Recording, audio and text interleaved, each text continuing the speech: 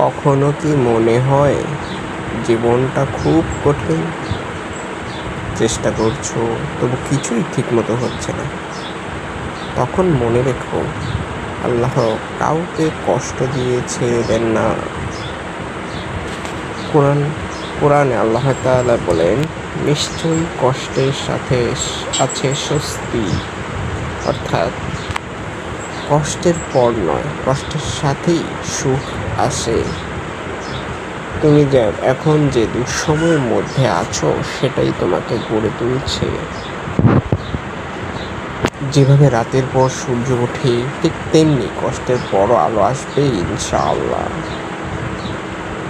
তোমার কাজ শুধু ধৈর্য ধরো, নামাজে মন দাও, আর বিশ্বাস রাখো যে আল্লাহ কখনো ব্যর্থতা দেন না।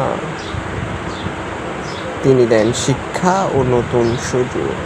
মনে রেখো, কষ্ট মানেই শেষ নয়, বরং সেটাই সুখের শুরু হতে পারে যদি তুমি থেমে না যাও।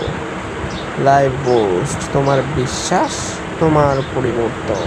ধন্যবাদ।